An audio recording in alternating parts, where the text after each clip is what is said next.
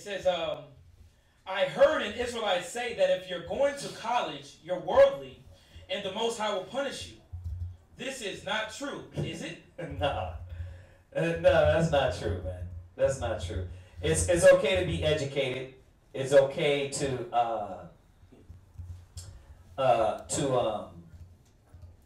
it's okay to have money. It's okay to be successful. Now here's the deal. All right, because we got to remember what Christ said. Because yeah, you got brothers that can do that, but what are you called for? Is the question. When you get this word, okay, this is probably what didn't happen or did happen and it was misconstrued. You're not wicked for going to college. We got a sister back here. She's finishing up college. You know, we have a brother here that was going to college and decided that his calling was something else. So, you know, how did we deal with him? Bro, you got to... First of all, we dealt with him in two ways. That we told him, you got to know what you want. Right? And that's the reality. What are you called for? You understand? Why are you giving this knowledge, these scriptures? And I'm talking to the men. To teach others. You're called for the calling. Right? You got what you got? Joshua 1 and 8. All right, Khan, but let's get a little more. Let's get a little more specific. Go to your. I think. Jeremiah 1 and 5. There you go. Do Jeremiah 1 and 5, and then we're gonna go to Khan. Go to Jeremiah 1 and 5 first. Jeremiah chapter 1 verse 5. Before I formed thee in the belly, I knew thee. And before thou camest forth out of the womb, I sanctified thee. And I ordained thee a prophet unto the nation. Right. So, you read that so powerfully, but I need you to read it one more time. Go ahead. Jeremiah 1 verse 5. Before I formed thee in the belly, right. I knew thee. Right. And before thou camest forth out of the womb, I sanctified thee. And I ordained thee a prophet unto the nations. So the theme is this, Aqua, sister, brother, is that, yeah, you could do those things, but what were you called for? Like, this is a different calling. Like, you're not called here to, you know, just sit in class. You know, the men are called to teach and raise their nation. You know, and yeah, that's the battle. That's the battle brothers go through. Like, you're not just called here to do with church. Brothers got to get that out of their mind. You're not called to do church. And I just come Monday, Wednesdays, and Fridays, go online, sit down, do class. There's a calling. And the Most High called the men of Israel to wake up their nation. See? So he said he ordained you a prophet unto the nations. Right? We're not trying to establish our kingdom here. We're trying to get out of here. Now, this guy right here, when he first came in, he was juggling both. If you could do that, by all means, do it.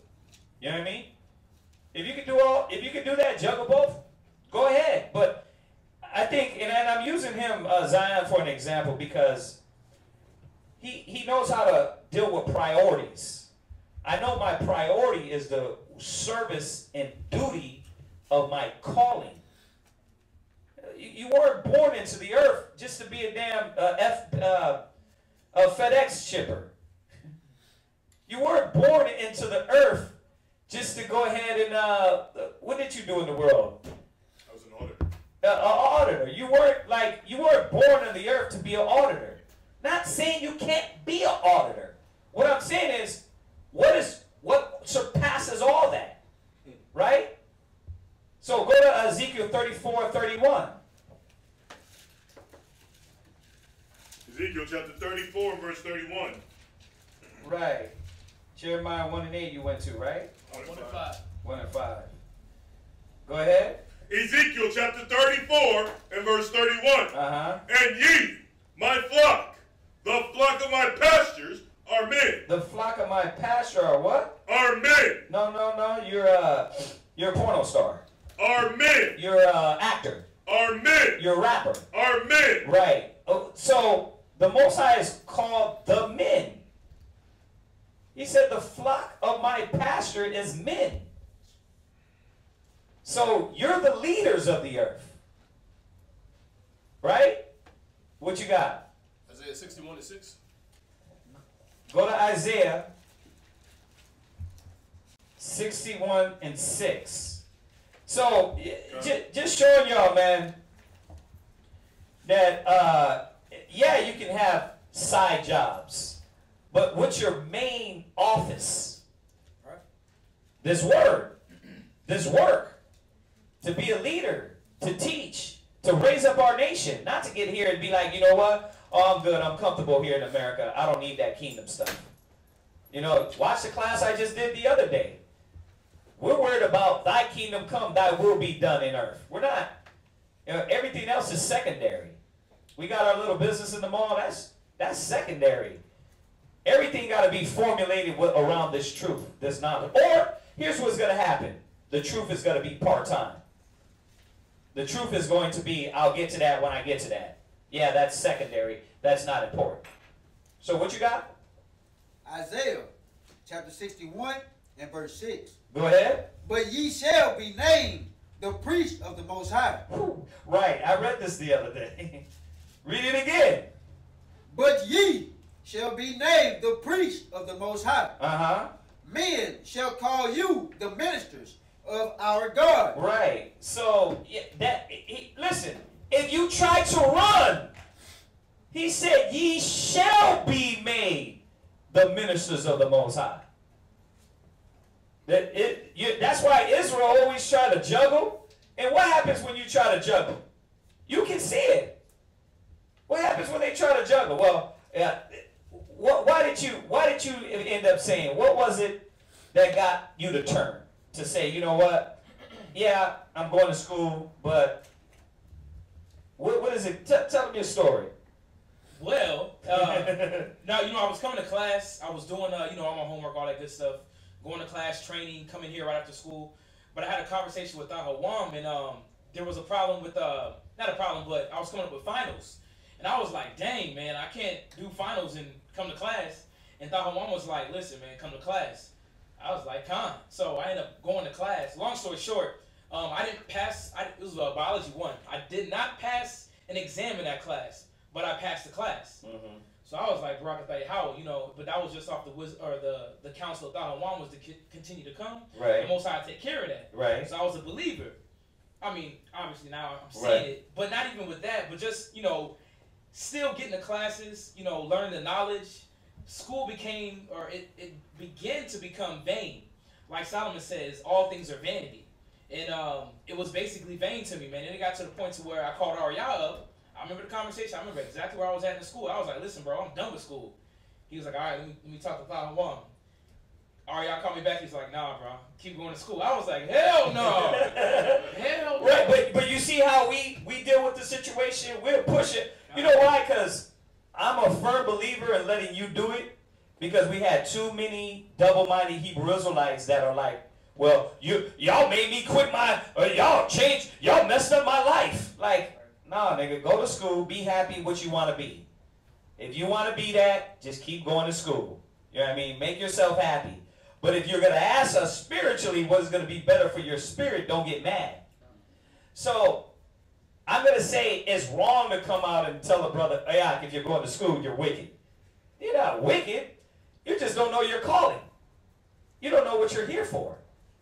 You don't know that regardless of what you're doing, it's not going to prosper as much as the Spirit will help you and prosper you. So there will be a decision and a choice that is made. To know that my first calling is the work. Everything else is secondary. Right?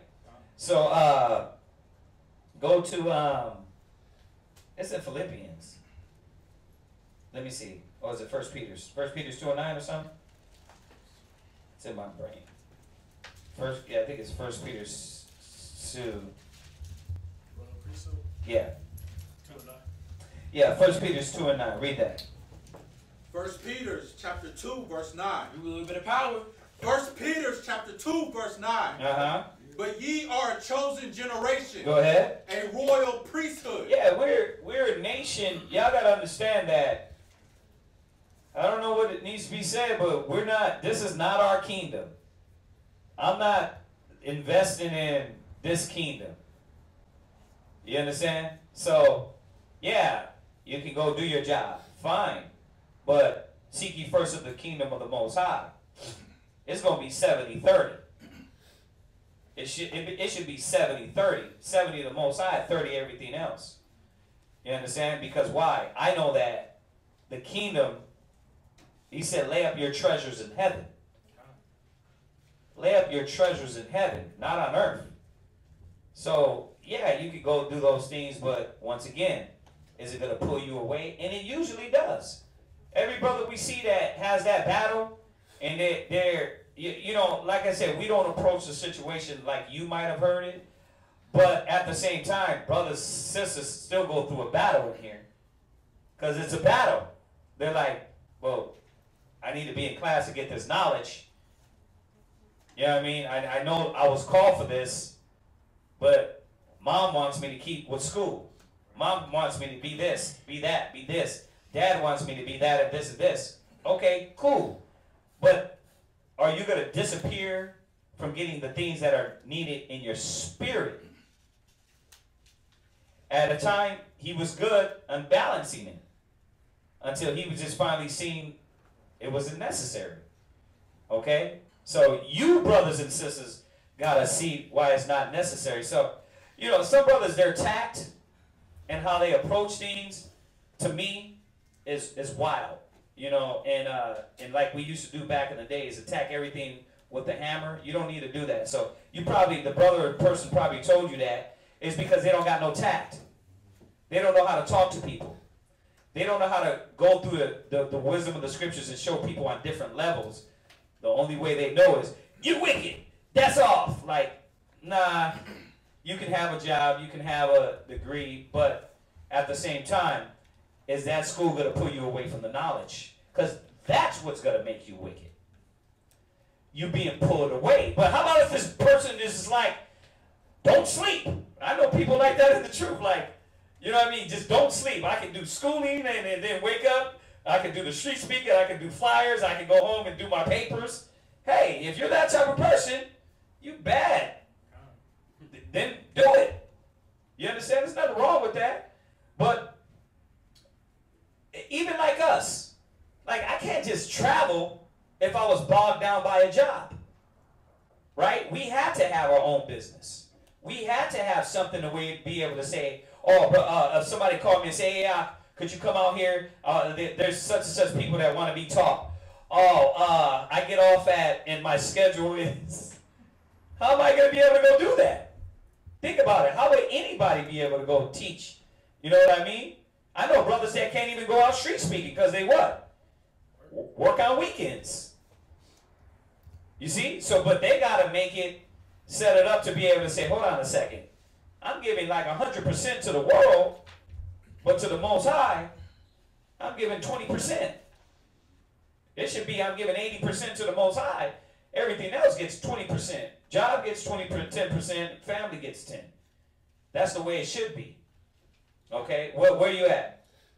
1 Peter's chapter 2, verse 9. Uh-huh. But ye are a chosen generation, right? A royal priesthood, right? And holy nation, right? A peculiar people, right? So we're peculiar people. You got some? Yeah, a few. All right, go ahead. Where you at? Jeremiah 6:16. Go there. Oh, right.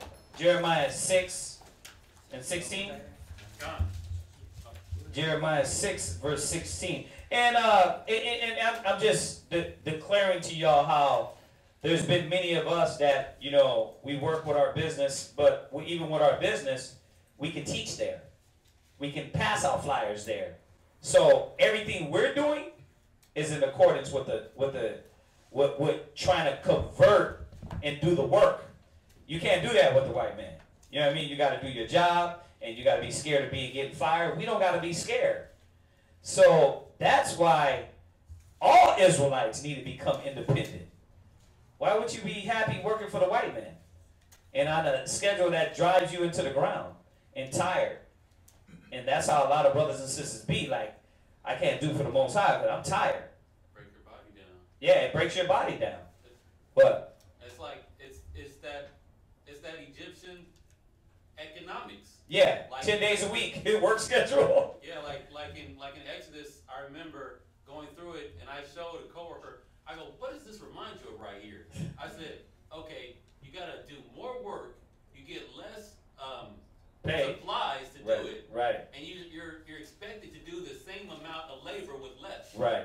And you're not even getting more pay. No. No, we got to be wise, man. We got to be innovative. You got to become black entrepreneurs, black businessmen.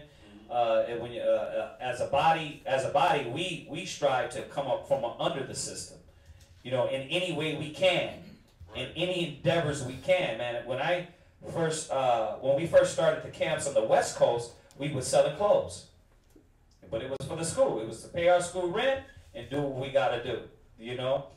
It moved. It went from that to building funds to the next bigger theme. And that's how we got to think independent. And a lot of times, faithfully, men can't do that. They know, nah, I got structure right now, and y'all niggas are going to throw that off whack. Yeah, they feel like it's unstable. And I'll tell you this, I've never been, whoever put their trust in the Most High and was hunger or begging. Go ahead. To be honest with you, I was broke in the Navy at the time. Right. You know, but when it came to the truth, when you put your spirit in, yeah. Listen, I done came up. Well, I don't want to say everything, but spiritually, yeah, and you know, monetarily, right, better than any time in my life. Right, right. So, yeah, see, a lot of people think they're on this thing with the white man and thinking like, well, there's no other way to do it but the white man way. Nah, there's a lot of ways, man. There's a lot of black entrepreneurs. There's a lot of entrepreneurs that come up with things. And we're just so used to tell, you know, no, this is a real check. You know what I mean? And being an Israelite, we gotta think. I know that a job, when I first came out to Colorado, I can't tell my little story. I was working at America Online in Albuquerque, and brothers told me, they were like, bro, they was like, I wouldn't quit your job.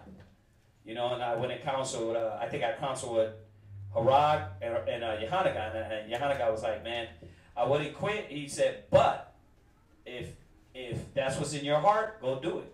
So I was like, I quit America Online, and I was supposed to go to Colorado to work at AT&T. When I got to AT&T, I'm not good at tests, man. I didn't pass the test. So it just, I'm telling you, it just worked out. It was crazy. And then the sister was like, listen, I'm gonna help you pay the rent so y'all can teach in the house. It went from 2 brothers to 10 brothers to, you know what I mean? And then the growth kept coming, you know?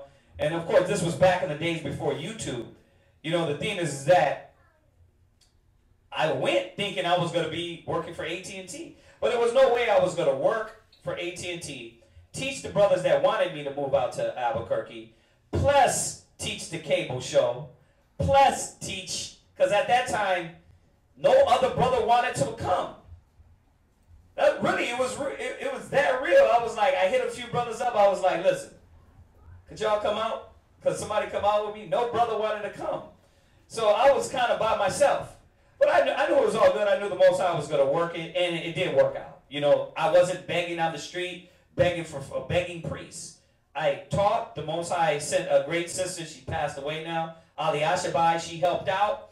And then we opened our own first Eastern Oils. And then I started working there, and then brothers started helping out, and then we all did it. That's how we paid the school rent. Then we got a school. It was never a point that it was like I was starving. It was never a point where I got skinny and I was like, man, I don't know, Yahweh's not with me. But all men have not that faith. So I think the Hebrew Israelite that told him that, should have gave way more understanding. It's actually a female. Oh, She or says, heard that. She says, I am a female. I am using my GI Bill because they pay you. So it adds a little more money. Mm-hmm. Yeah. Yeah, especially sisters. Like, sisters have a little bit more leeway because you got to watch it too. Sisters, you can get caught up in a job, and then next you know, you see your spirit going off. Like you're not doing the works of that the scriptures say, washing the feet of the saints, charity, ministering to the saints. You're not doing those things, and it's more like work, home, I'm tired, leave me the hell alone. I can't. And then when it comes to Hebrew Israelite, you're like, I definitely don't want to deal with you niggas. Yeah. And then trust me, we've been doing this a while. We know that burden bears down on people. So you got to be spiritually and mentally ready to handle that. You know, so I didn't know it was a woman. You know, even you were still called, though. You might not be a teacher, but you were still called to do duties that can pull you, that if you let the world pull you, it'll pull you away. You know, so let those go since we know it's a woman. Let's go to Matthew 10, verse 34. I got to ask that more. Sometimes we think it's brothers, and I got to just ask, is this a woman? Matthew chapter 10, verse 34. Read that. Think not that I come to send peace on earth. Right, and why am I going here? Just to remind us that as we consider ourselves believers of Christ, followers of Christ, Hebrew Israelites, that we have to understand this. Go ahead. I came not to send peace, but a sword. I came not to send peace, but a sword. The sword is used for dividing. You understand? We know it's used for bloodshed, which he's going to come back and do. But right here he's talking about he's going to divide. Go ahead. For I am come to set a man at variance against his father. See, now he's come to set a man at variance with everything. Brother, your battle is going to be whether let me get more to the knowledge of the work of the Most High, or let me get more to my household, my family, my job. That's what the point of this scripture is saying. That's the whole point. So watch, hold that, go to James 3 and 3. See? So it's not only here, he says mother, father, brother, sister, but James is going to tell you everything. So, you know, like I said, sometimes brothers are not articulate in explaining things. It's not that you're wicked if you go to school. Now, if you're a sister and your husband don't want you, that's between you and your husband. I'm telling you what the scriptures say. And the scriptures ain't saying that we're wicked because we have a job. The scriptures ain't saying you're wicked because you have an education. The scriptures say you're wicked when those things override the work and the will of the Most High. That's what it says. Okay, watch. Go ahead. James chapter 3 and verse 3. Behold, we put bits in the horse's mouth. No, James, no. What is it? You adulterers? 4:4. 4:4. I'm sorry. Not 3 and 3. 4:4. Forgive me. James chapter 4, verse 4. Go ahead. Ye adulterers and adulteress, know ye not that friendship with the world is enmity with God? So a friendship with the world is enmity of God. So that's what we're coming to battle with. Letting go of our things that we hold dear to in the world and doing 70-30. You know, I like giving y'all percentage because people don't understand that. You got to give more to the Most High. And then the world is going to get the excess. You know why? Because the Most High is supposed to now be the most important thing and work that we're doing. Remember, what's going to get us in the kingdom of heaven? If you say the commandment, what more can you do? Doing the will of the Most High. Right, God, we know that. God, we know the commandments, Jeremiah. That's good. That's good. The commandments. But what are the commandments that he told us that kind of gets a little more specific on what is going to get us to the kingdom of the Most High? Feed my sheep. Oh, there you go. Well, what is scripture? It says, feed my sheep. Find it, and then go from there. Go to Matthew's, 24? Go to Matthew's 24. Just to show you that the division is made from our family because our family wants us to walk a certain way. Our mother, father, brother, sister. James 4:4. The division is made because now we're more friends with the world.